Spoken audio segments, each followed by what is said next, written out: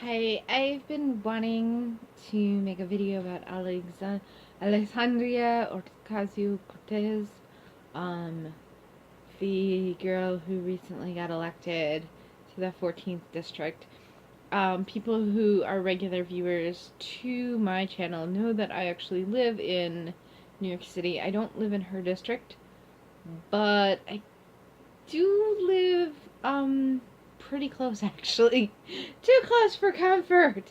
It's scary, but, so I kind of, like, know about the area that she's probably gonna end up representing.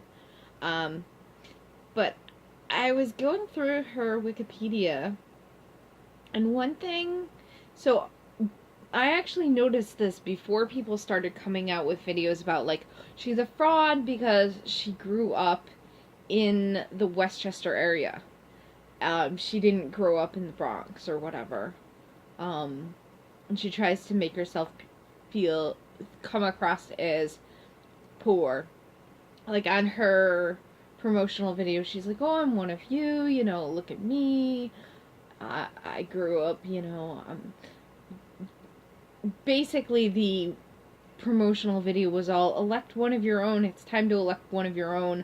I'm one of your own, because because she was born in the Bronx and because she is a person of color and so on and so forth, Hispanic. But she's not one of them. I mean, but people have covered this. She's not one of them because she was born in the Bronx. She lived in Parkchester, which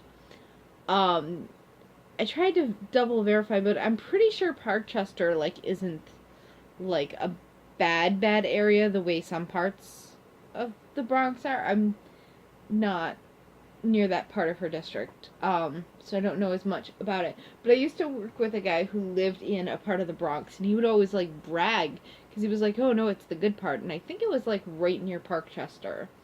It was Co-op City or something, which I think is right near Parkchester. Parkchester is Upper Bronx. But as you can see here, my mouse didn't want to move. I have issues with my mouse. The family then, whoops. Yeah, I guess I can highlight it. The family then moved to a house in Yorktown Heights. It's a suburb in Westchester County. Let's take a look at Yorktown Heights. Let's look at this. Demographics. There we go.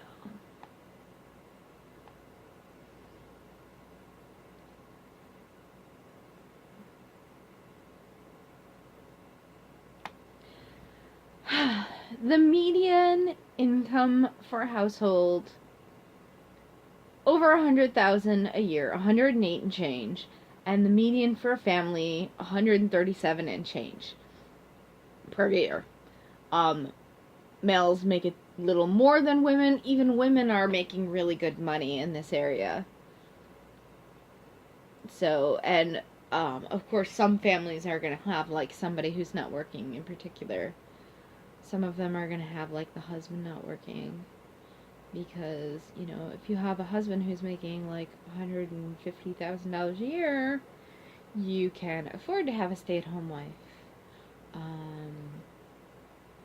So, yeah, that's around the area where I grew up. We were on the other side of the area, the district, but the area where I grew up comes up as 131, I think, for the family income from the last census. That's a lot, in case you don't know. People in her district are not making that kind of money. Now, going back,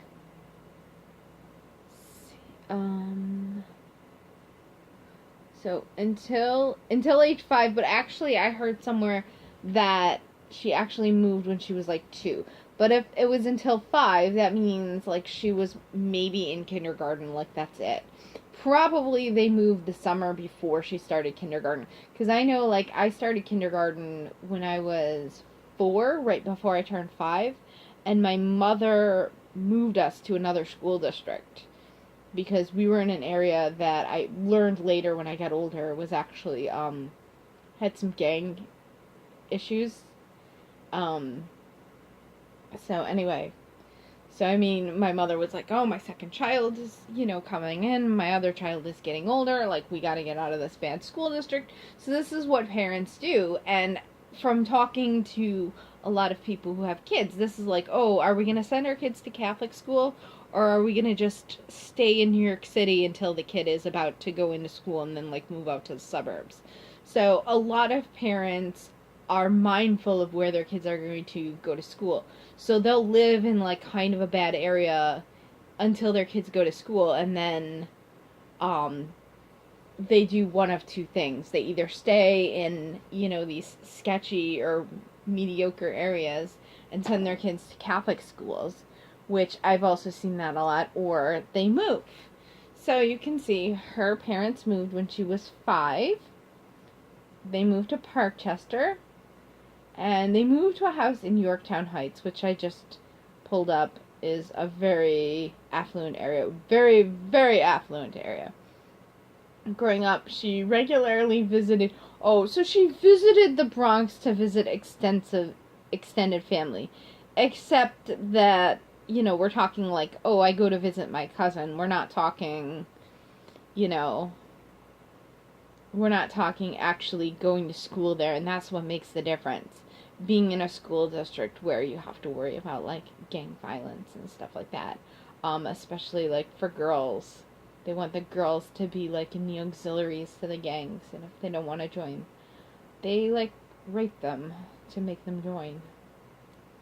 So, if you didn't already know that, I thought this was a semi-known fact, but I just realized some people may not know this. So she went to this fancy schmancy high school.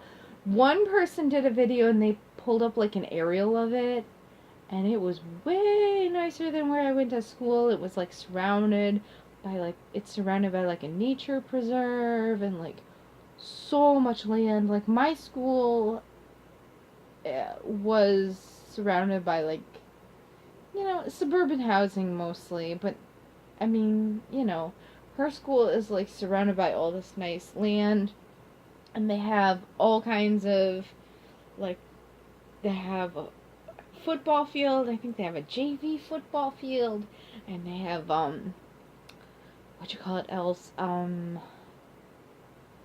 anyway, because there is one particular thing that I wanted to point out from this that nobody is pointing out.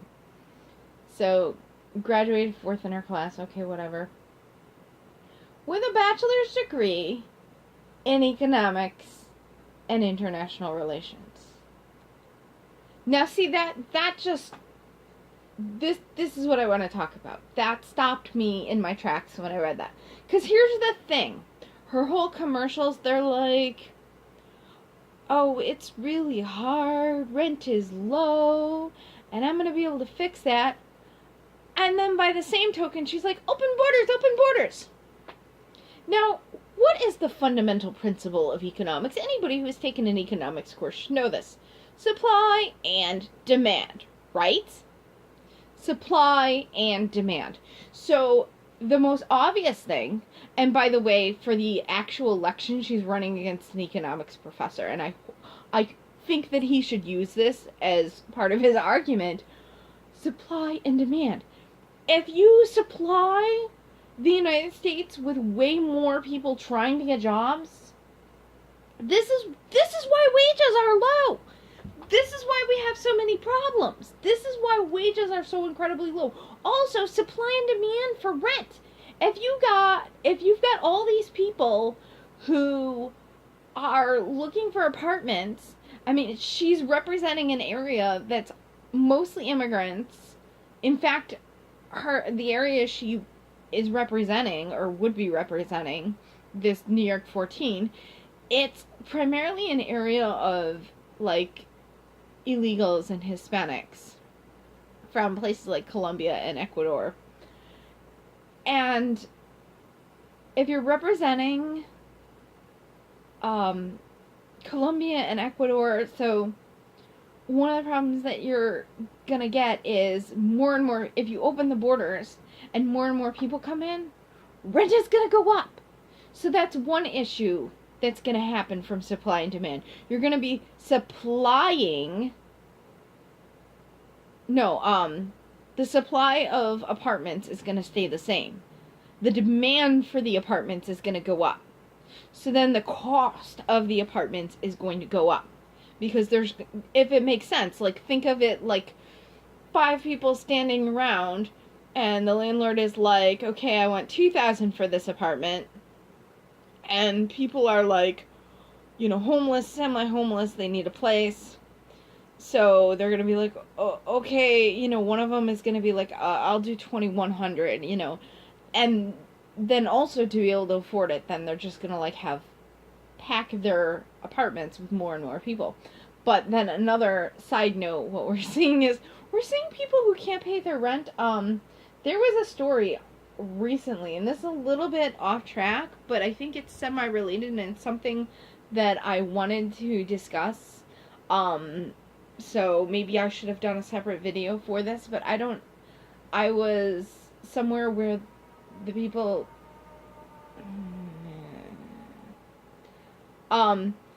the place where I was, people were playing CBS News Radio, which I hate CBS News Radio. Absolutely hate it with a passion. Anyway, so I was at this place where they were running CBS News Radio, and one of the issues that they were talking about is in the New York City area, apparently they've had, I think, like 8 cab drivers who have killed themselves because they come here, and the last one was like some, like, I think Muslim guy from the Middle East, probably. They said the name and it sounded like an Arab name. So I could be wrong. It could be like Indian or something. But anyway, it sounded like, you know, not the kind of language that I'd be familiar with. And so this guy, he had roommates and he couldn't make his share of the rent. So he killed himself, and in his suicide note it was like, I can't afford to live. So, as a side note, you know, that's I mean, maybe he wasn't Muslim because they would probably take other people with them. That's kind of their reputation, like, Allah Akbar, boom! Anyway.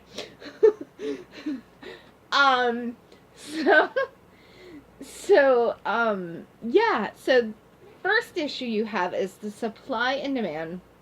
When you have a limited supply of apartments and you have a higher demand of apartments, rent goes up. So she has an economics degree, so she knows this. So this is like proof that she's being disingenuous. I mean, we know she's being disingenuous. Those of us like on the right who like have a brain about these things. People who are against communism.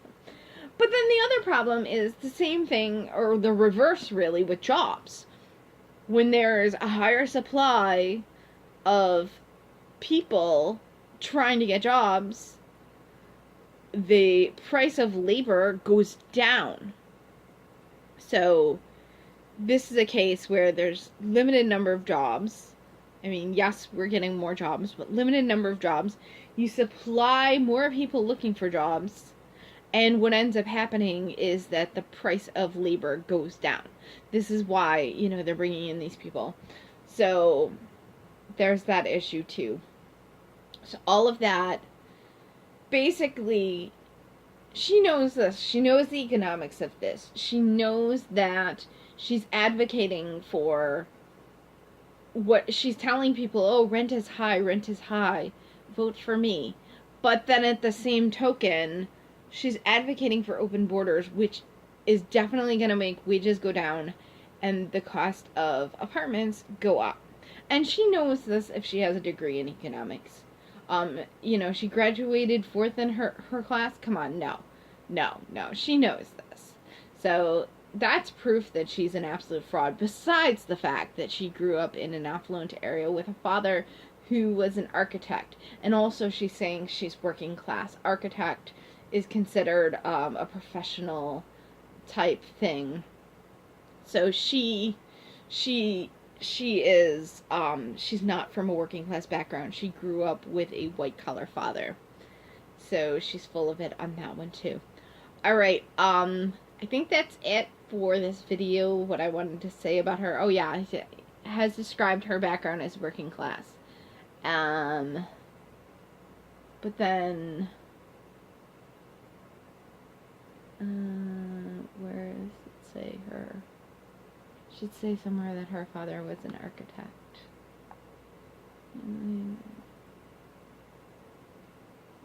Oh yeah, her father an architect.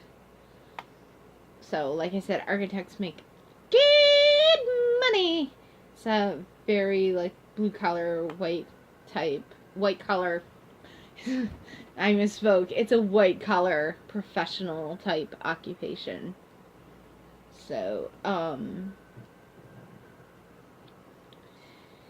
anyway, I think that's pretty much what I wanted to discuss with her.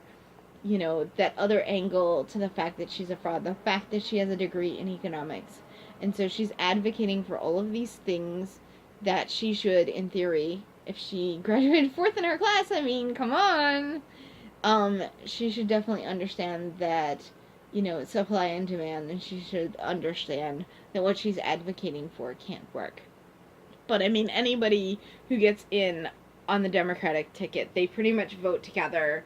So she's gonna get in, and she's gonna be, like, a total obstructionist. She'll probably be one of these, like, getting in on the left-stream media all the time, like Pelosi and Maxine Waters, and to a lesser extent, Pocahontas, whatever. You know, so that's what they do. They get on the media and everything. Alright, also, something I wanted to mention, I'm probably going to be cutting back on videos because, I used to have 2 computers, and, about a week ago, I was watching something online, and I, like, hibernated my computer, and, like, went to the laundromat to do my laundry, and when I came back from doing laundry, I couldn't open my computer. Like, I opened it up, and I hit the button, and it just didn't turn on. And I thought, well, you know, maybe, like, because it's a hot day, like, maybe it'll work later. No. So, I'm using a second computer that has been really on its last leg for,